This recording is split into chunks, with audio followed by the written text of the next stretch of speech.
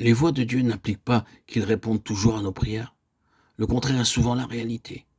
Nous ne prospérons pas nécessairement dans les voies de Dieu. Il n'est pas rare qu'elle nous apporte l'adversité. Quelle doit être alors notre attitude?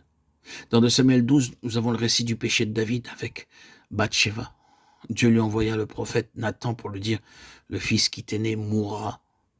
David avait péché, mais il aimait son fils, même s'il était le fruit de son péché. Il avait un cœur de père, et il avait plaidé avec Dieu pour qu'il lui conserve la vie. Mais Dieu avait dit: parce que tu as fait blasphémer les ennemis de l'Éternel en commettant cette action, le fils qui t'est né mourra. Cependant, lorsque l'enfant tomba malade, David implora Dieu dans la prière. Et il savait prier. Nous le voyons dans les psaumes. David non seulement pria, mais il jeûna et passa la nuit couché par terre devant Dieu. Et cependant l'enfant mourait.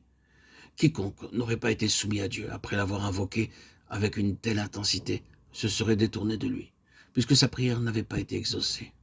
De nombreux croyants ont une controverse avec Dieu lorsque ses voix s'opposent à leur voix. Il n'en était pas ainsi de David. D'autres pouvaient se rebeller, lui, non. Les autres peuvent s'effondrer, mais pas lui. Lorsque l'enfant fut mort, ses serviteurs craignaient de l'annoncer à David. Ils raisonnèrent entre eux, pensant que si David avait été si accablé pendant la maladie de l'enfant, son chagrin serait insupportable lorsqu'il apprendra la mort de l'enfant. Que s'est-il alors réellement passé? Alors, David se leva de terre, il se lava, soignit et changea de vêtements, puis il alla dans la maison de l'Éternel et se prosterna. De retour chez lui, il demanda qu'on lui servît à manger, et il mangea. 2 Samuel 12, 20. Qu'est-ce que l'adoration? C'est s'incliner devant les voix de Dieu. Ce n'est pas une sorte de soumission résignée. Ce n'est pas sombrer dans une sorte de passivité sans espoir. C'est la reconnaissance positive de la justesse des voix de Dieu. Il est souvent nécessaire pour Dieu qu'il doive manifester sa justice dans sa relation avec nous. Comprenez-vous ce que cela signifie?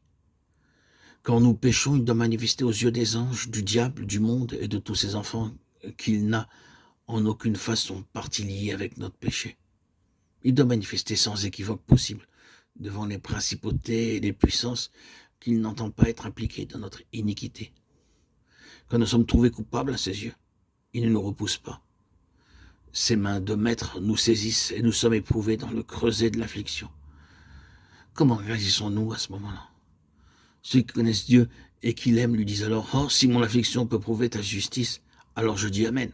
Si tu veux faire connaître que tu es juste à travers ma souffrance, alors je reconnais que tu fais toutes choses pour le mieux. Si de cette manière, la sainteté de ton caractère peut être manifestée, j'accepte avec joie ta manière de me traiter. Remarquons simplement que David était un être humain semblable à nous.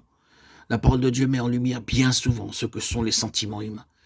Elle nous montre que David était un homme comme nous. Il n'était pas dépourvu d'affection paternelle. Il aimait son enfant et il pria pour cet enfant. Certaines personnes se comportent de manière étrange. Ce sont des super spirituels et ils semblent pas vivre sur notre plan terrestre. David était un homme comme les autres et il ressentit cruellement la mort de son fils. Mais quand il vit la main de Dieu dans cette situation, il se prosterna devant lui et l'adora. Frères et sœurs en Christ, puisse le Seigneur nous affranchir des conflits qui nous opposent à lui. Quand nous sommes confrontés aux frustrations et aux déceptions, nous pourrons l'adorer si nous discernons sa manière d'agir. Bien-aimés, chers amis, permettez-moi de vous dire une nouvelle fois que nul ne peut véritablement adorer Dieu sans s'incliner devant ses voies. Si nous devons l'adorer, la révélation est la base nécessaire. Si nous voulons l'adorer dans ses voies, la soumission est indispensable. Hors de la révélation, nous ne pouvons adorer Dieu lui-même. Sans la soumission, nous ne pouvons l'adorer dans ses voies. Nous devons parvenir au point où nous pouvons lui dire: oh Seigneur, je veux me soumettre à toi-même. Si ce qui a le plus de prix à mes yeux m'est enlevé, une telle soumission, c'est de l'adoration. Je considère comme une grande bénédiction pour ma vie d'avoir connu une certaine femme nommée Miss Barber. Souvent, peut-être même des centaines de fois, je l'ai entendu dire: Seigneur, je te loue pour tes voix. De sa part, ce n'est pas une prière superficielle. Cela procédait des profondeurs de son être et elle l'exprimait quand elle était dans de grandes souffrances.